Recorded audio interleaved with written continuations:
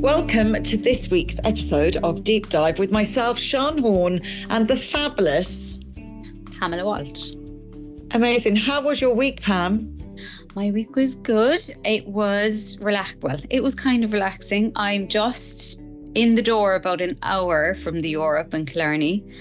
And it was, you need a break, and then you get a break and you're like, oh, this is just bliss. Every time I go to like a spa and do stuff like that for myself, without fail, I'm like, I need to do this more often. I'm going to make it a quarterly thing, and it never happens. Well, you know how that will happen is only if you book it today. Yeah. So that's what I do. I don't wait till the 3 months is up and go, I didn't do that. But when I get back, because I obviously travel every month, like I haven't got anything in the diary for May, but I will have to book that. My rule is I have to book that by next Monday when I'm returning. Yeah, I think because I'm like, if it's in my calendar, it will happen. Yes, if it's exactly just talk, I'm always saying that when people are like, oh, we'll do this, and I'm like, send me an invite, send me a calendar invite, because if you're in, you're in. Yeah. No, but I just don't take it for my own, like, and I'm always, it gets to the point of I'm so wrecked. I'm starting to burn out. I know you're like, burnout, you're not tired, we're all tired. But it's like I'm getting to that point of like my body starts to malfunction and I've left it go too far. I need it to be like maintenance. Yeah. I was thinking about that this morning, even on my way home. Like, and I'm. Do you know what? Now this is pure and utter growth because there was 5 of us went down, and I've had a really, really tough couple of days. Just lots going on at home and work and stuff like that. I've a lot going on at the moment, and they were all messaging in the group, and they were like, "Oh, let's carpool. You come with me, I'll come with you." Blah blah blah blah. I'm kind of the furthest away from everyone, and I was just like, old me would have went, okay, I'll bring somebody, blah, blah, but my body was like, no, I wanted that car drive on my own. It would take me an hour and a half to get there. And I was like, I just want to listen to a podcast on my own and decompress before I get there. And then it's like 5 of us, blah, blah, blah, blah, blah, blah, for 24 hours, and then have that lovely drive home alone. And so I was like, work away without me. And I didn't over justify it or over explain it in the group. And I felt like, oh, they all think I'm a bitch, but like nobody gives a shit. It was just, I really needed that, just time alone in the car on my own. Absolutely. Oh, I couldn't agree more. Absolutely couldn't agree more. I had a mad week because I'm off tomorrow. I'm going away for 5 days. So I had to squeeze everything in. So yeah, I had a week of working days and nights. And I'm kind of allergic to nights. So I do always work one night every week, but to work 5 was really, really hard, I have to say. Mm. However, on Friday, I interviewed 3 amazing women for B-Bell podcast, which is all about empowering women. And exactly that, actually, I had to decompress because their stories were so amazing. I interviewed Una O'Hagan from Mars Pharmacy, Chupi Sweetman from Chupi Jewelers, and Nora Casey. They're great. Yeah. Oh my God, 3 very different stories, but 3 amazing stories. So yeah, I had to really, I got in the car and I was like, I'm not even going to put the radio on.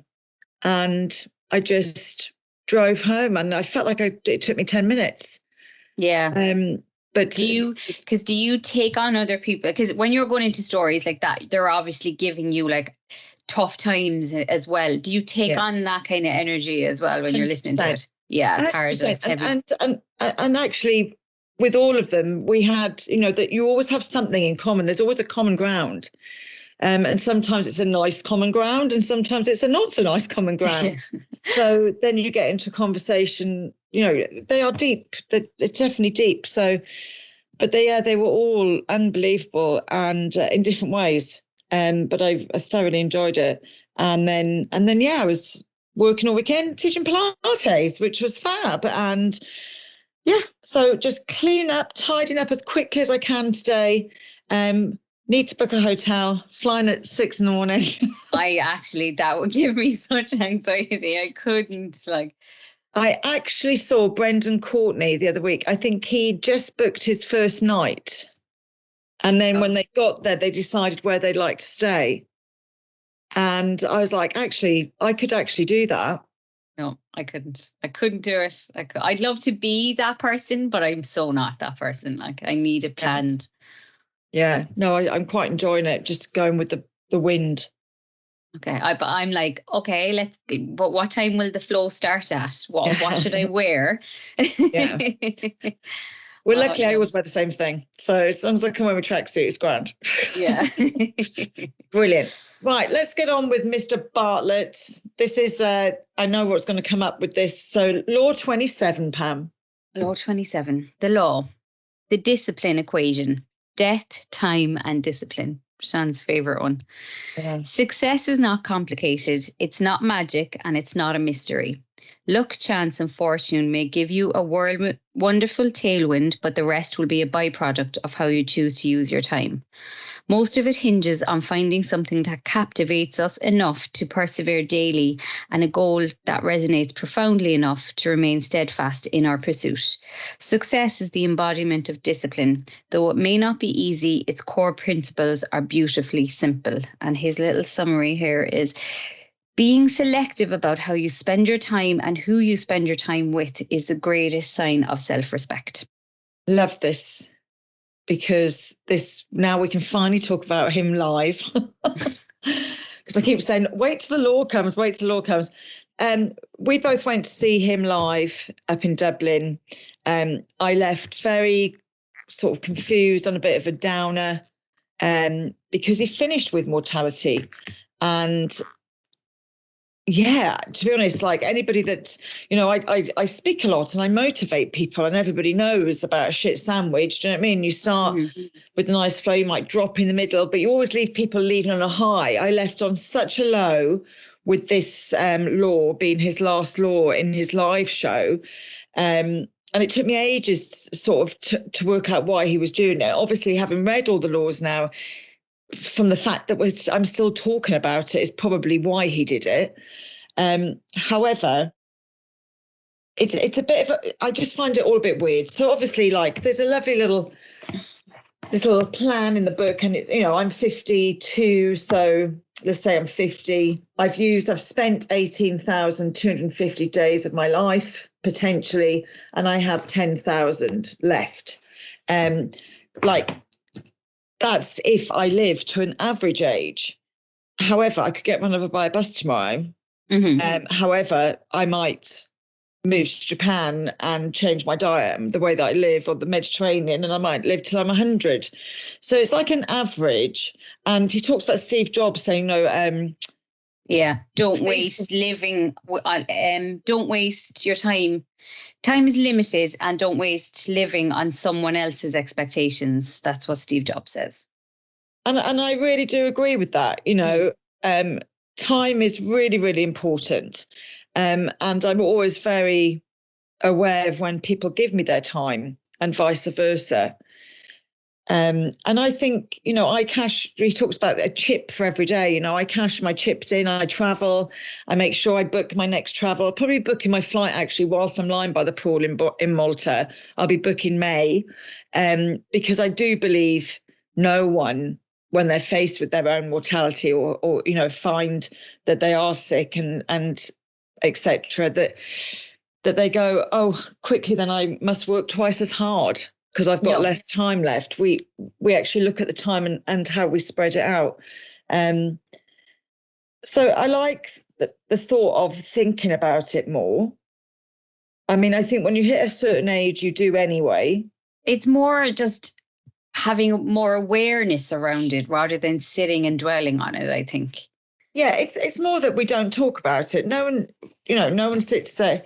Actually, I was talking about it to my husband last night, because we're thinking of, I'm selling my house in Dublin, we're buying in Cork, and or thinking of, I should say.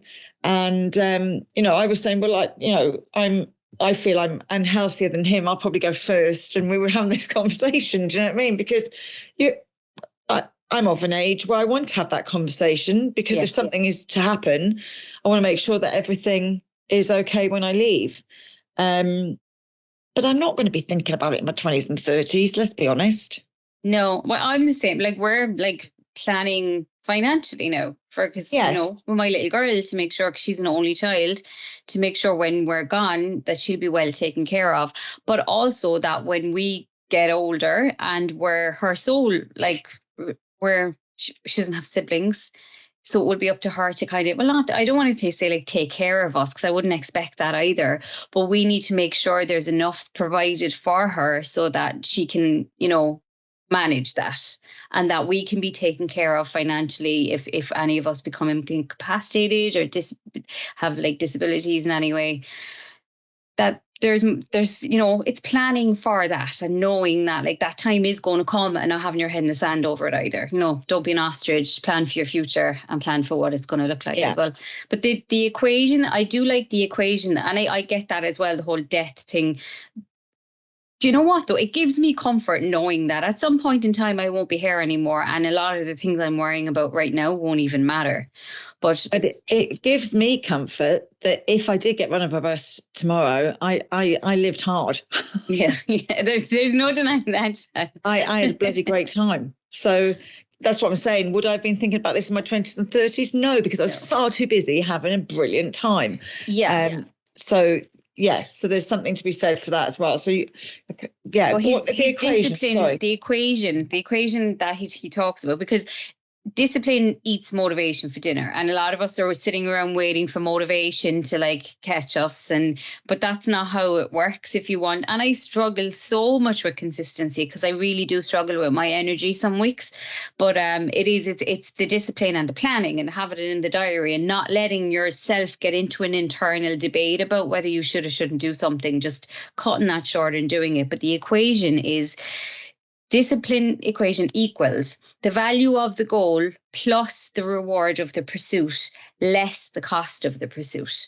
So it's like establishing, because goals are great. And I heard you say somewhere else recently, a goal is just an idea without an action. And I 100% agree with that as well. It is just a dream without an action. But the action towards the goals, given that life is quite short, I'm listening to somebody else in a podcast talking about this as well at the moment, you have to enjoy the pursuit of the dream and the goal. Because if you don't enjoy that, you're probably not going to get there. And at the end of the day, like Alex Hormozy always says, it's like life is a game, business is a game. Like his podcast is called The Game. Listen to this, don't listen to him. And it's you can't win. You can't win at life. You can't win the game. When you win, you're dead, because that's when the game comes to an end. So the joy has to come from playing. And that's playing life, playing the game of business, playing the game of life. And you have to find your joy and your motivation and your interest in the pursuit of it, not the achievement of it. Because as soon as you achieve something, you're on to the next thing. Yeah. So you have to really find the joy in the pursuit. And we've had conversations offline. I'm struggling with that at the moment. I'm trying to kind of figure out, because I know I'm not enjoying my pursuit. So I need to kind of figure out what it is that I would enjoy doing every day to pursue something worthwhile, Yeah, no, I completely get it. I mean, I am, touch wood, very fortunate that I do pursue a lot of, my passion is women. My passion is business. I get to work in that arena every day. My passion also is movement and wellness. I get to work in that most days. However, a lot of the work that I do is pro bono. Mm-hmm. And I mean, I know we've had this conversation before. I get a lot of women book in with me and they're like, Sian, I want to speak. And I'm like, well, don't wait for someone to ask you, just organise the event. Yeah. And speak at it. There's your first speaking job. But they don't want to put the work in to organise the event. They just want to speak. Mm-hmm. Because to do everything is quite hard and it's difficult. And so when things are hard, it puts people off.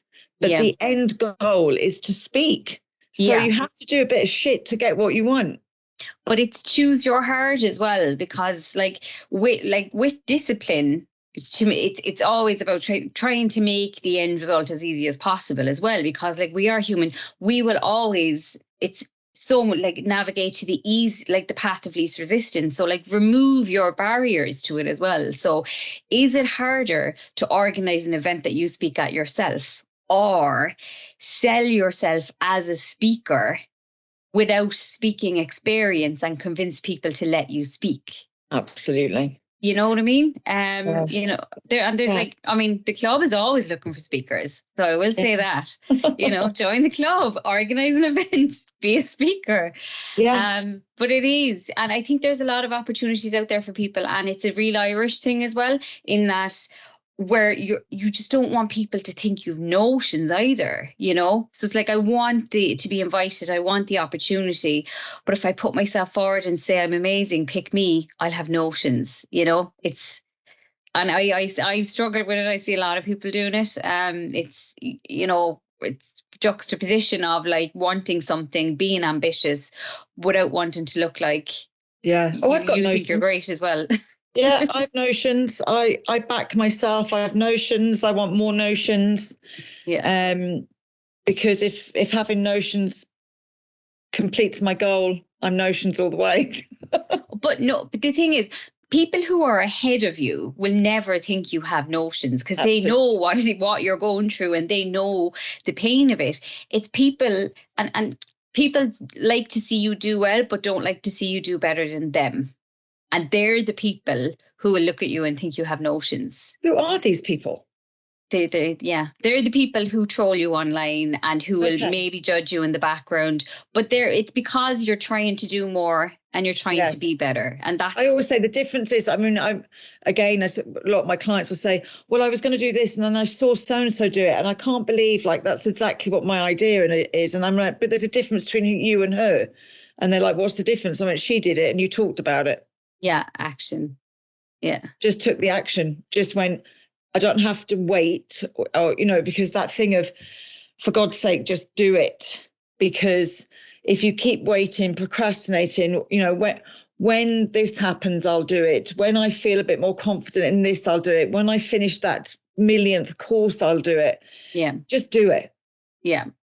It is just do it. So, and don't even let your monkey brain talk you out of it, because and I'm so guilty of this, ruminating on things like, oh, I need another course, I needed this, I needed that, you know, I need somebody more ahead of me.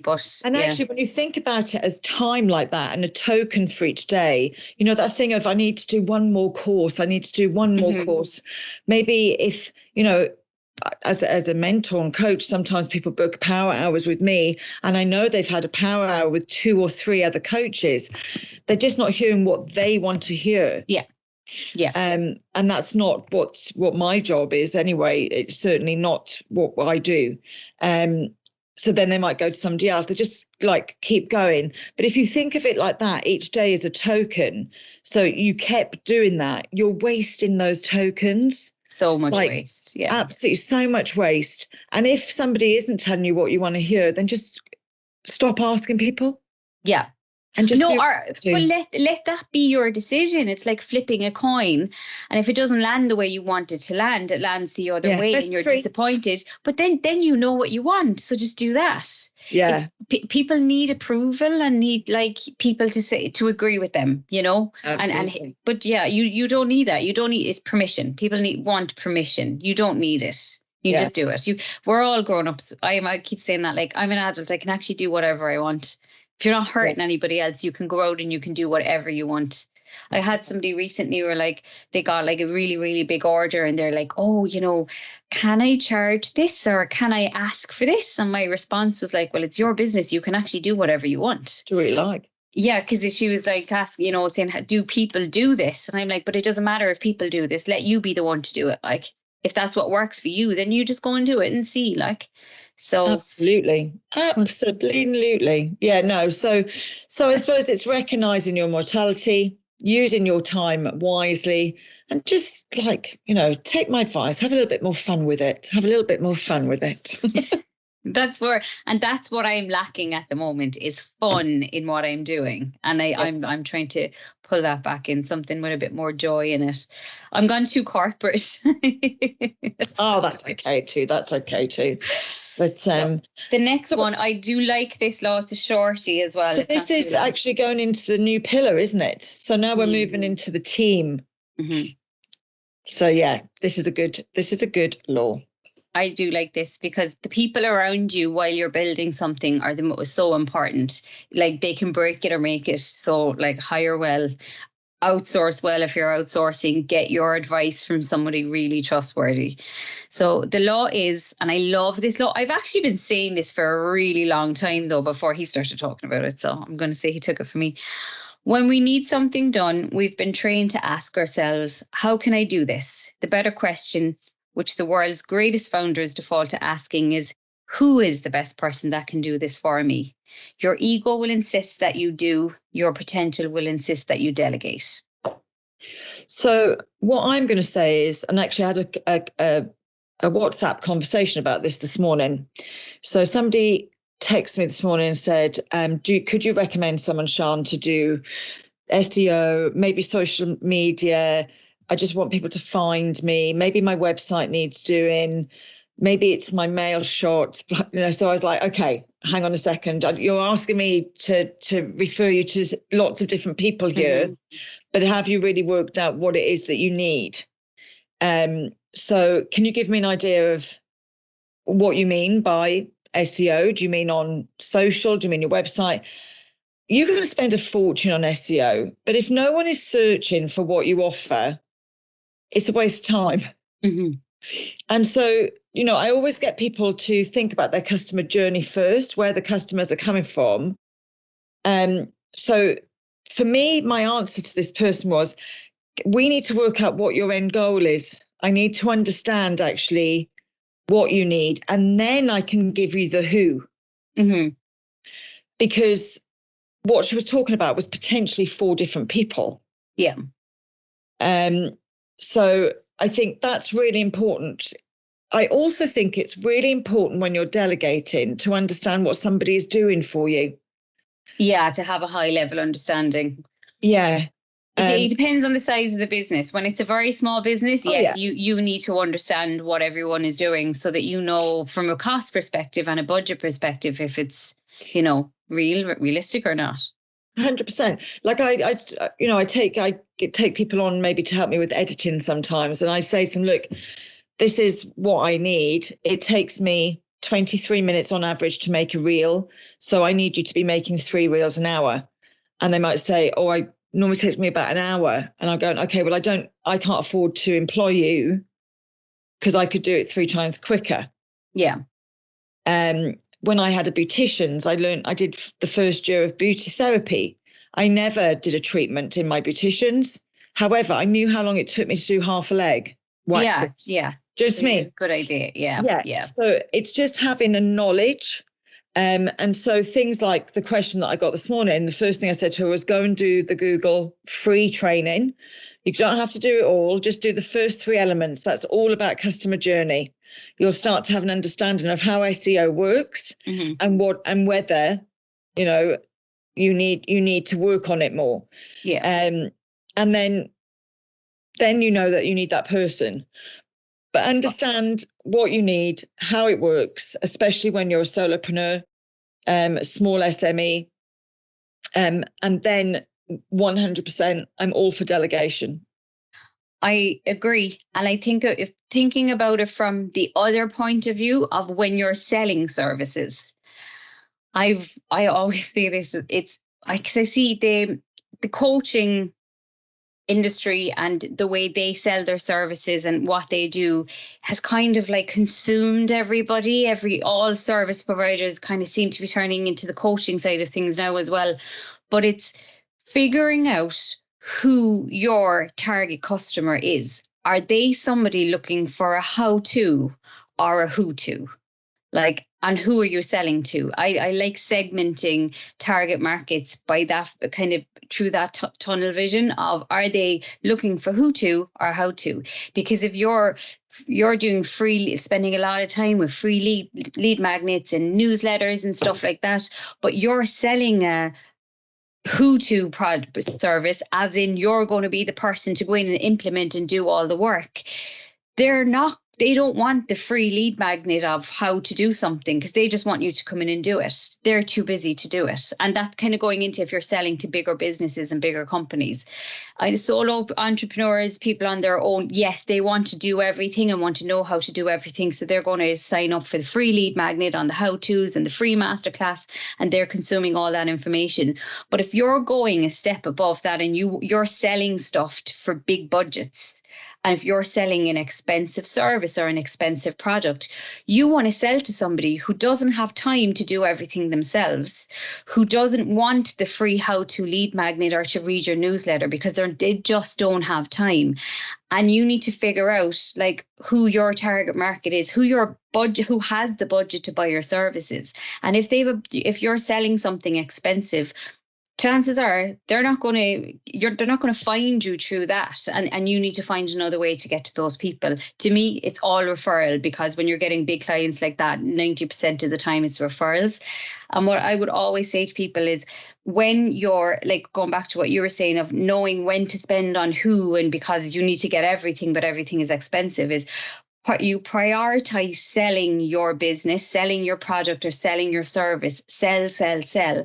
And then you buy back your time by outsourcing with the profits of that selling. And you can only do that. You can only get people in to help you and outsource and bring and hire somebody when you've sold enough to be able to afford to do that. So your main priority 100% of the time in business should be selling and fulfilling the sale. Either if it's a product or if it's a service, getting that sale in and fulfilling the sale. And then the more you can do that, the more profits you'll have and the more people you can come in to help support you. But your 100% focus should be on selling. Yeah. Oh, no, absolutely. And you've got to bring the income in. I mean, most of the VAs that work for me create their own income. So that works very well as well. Yeah. Because they have an understanding of it as well. Yeah. Yes. But, for instance, I have a VA that does the outreach for me. So she needs to bring the money in. So she's actually doing a bit of selling as well. But and the money that she brings in covers her wages. Yeah, brilliant. And then it takes pressure off you as well. You're breaking even with that staff member, but from a financial point of view, but it's saving you so much time. And it's helping you grow with that time. Because once you can establish what your hourly rate is, if you're getting somebody in to do work that costs less than your hourly rate, you're buying back your own hours. Like if you can, charge €100 an hour, but you can hire somebody €50 an hour, they can do 2 hours of work while you do 1 hour of work, and you're achieving the same goals, Yeah, no, absolutely. Yeah, no, it makes complete sense, outsourcing, but I think it is important to understand what you need. Yeah. And that's down to what is it you're trying to, what's the outcome? What outcome? And this is what I said to this lady this morning. What's your outcome? What are you trying to do? It's like, that sort of, I need SEO and I need social media and I need this and I need this and I need this. What do you need it for? Explain to me what you need it for. And she's like, oh, obviously I want to bring in more clients. Okay, let's break this down. Yeah. And then prioritize how we're going to get those clients. And then we're back to who are they? Where do they live? What's the best way to actually sell to them? But that's kind of like, it's root cause analysis, that's going to, as it happens as well, when clients will come to me, it's like, I'm having this problem with X, we need to fix it because this is happening. And when I go in and I'll spend a lot of time looking, mapping out the entire process, that they'll think X is the problem. And most of the time I'm like, actually, no, it's over here. It's Y is the problem. And if you fix Y, X will actually resolve itself. Yeah. But if you put a patch on X and fix that, Y will eventually break that again. And you're still going to be, or you're going to have another problem somewhere else. But you need to really understand what the root of the problems are, and fix that root cause. A lot of it, when you get into bigger teams and bigger businesses, it's a decision not being made about a person and their performance. It's really difficult. I like it. I like that we've moved into teams. These last few laws here are going to be good. Next week, we'll be talking about creating the cult mentality, which I can't wait to dive into, because I couldn't resist but to move on a little bit this morning. So that's going to be a great chat. So brilliant. Thank you so much, Pamela. Have a fabulous week, and I shall see you on the other side. Enjoy your trip. Bye. Music used for the opening and closing of this podcast is titled Pleasant Porridge by Kevin MacLeod. IncompeteTech.com. Licensed under Creative Commons by Attribution 4.0. www.creativecommons.org/licenses/by/4.0.